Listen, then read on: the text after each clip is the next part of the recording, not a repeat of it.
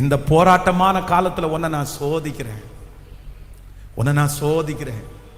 உனக்கு ஒரு பெரிய சோதனையின் காலம். இது போராட்டத்தின் காலம் மட்டும் இல்ல, உன்னை சோதிப்பதற்காக வைத்திருக்கிற காலம். ஆனா ஆண்டவர் உங்க மேல நம்பிக்கை வைக்கிறாரு. பிசாசனிடத்துல போய் சொல்றாரு, என் பிள்ளை இப்ப நான் சோதிப்பேன், என் பிள்ளை பொன்னாக தான் விளங்குவான், என் பிள்ளை கண்டிப்பா இந்த இடத்துல என்ன தூசிக்க மாட்டான், இந்த பிள்ளை சாட்சியா நிப்பான்னு சொல்லி சத்துருவிடத்துல கர்த்தர் பேசுறாரு.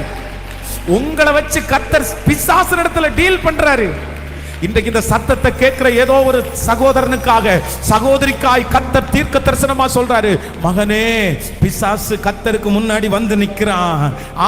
அவன் பிசாசு வந்து உங்களை பார்த்து சொல்றாரு, நீங்க அவனை சோதிங்க, அவன் பொன்னா விளங்குறானான்னு பார்த்துக்கிறேன்னு ஏசப்பாட்ட சொல்றான். ஏசப்பா உங்களை பார்த்து சொல்றாரு, அவன் என் மகன், அவன் என் பிள்ளை, நீ என்னதான் சோதிச்சாலும் என் பிள்ளை இந்த சோதனையில பொன்னாதான் விளங்குவான் அப்படின்னு கர்த்தர் உங்களை பார்த்து சவால் விடுறாரு. நீங்க எத்தனை பேர் சொல்றீங்க கையை மேல உயர்த்தி, எஸ், இந்த சோதனையில நான் உங்களை விட மாட்டேன்னு சத்தமா சொல்லுங்க, முழு பலத்தோட சொல்லுங்க, கைகளை உயர்த்தி எல்லாரும் சொல்லுங்க, உங்களை விட மாட்டோம். சொல்லுங்க. கர்த்தர் அதை எதிர்பார்க்கிறார்.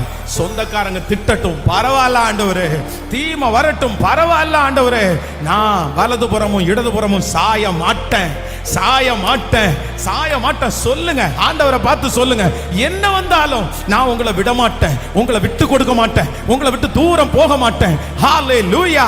பரிசுத்தமா நான் வாழ்வேன், உமக்கு உண்மையா வாழ்வேன். மரணமானாலும் ஜீவனானாலும் கிறிஸ்துவின் அன்பை விட்டு என்னை பிரிப்பவன் யார்? உபத்திரமோ, வியாகுலமோ, பசியோ, பட்டினியோ, நிர்வாணமோ, நாசமோசமோ, இவை அனைத்தும் கிறிஸ்துவின் அன்பை விட்டு என்னை பிரிக்க மாட்டாது என்று சொல்லுங்க. நிச்சயித்திருக்கிறேன். லாதானா மாரா ஹத்தலா ரோதாராலா லித்தானா மோராலா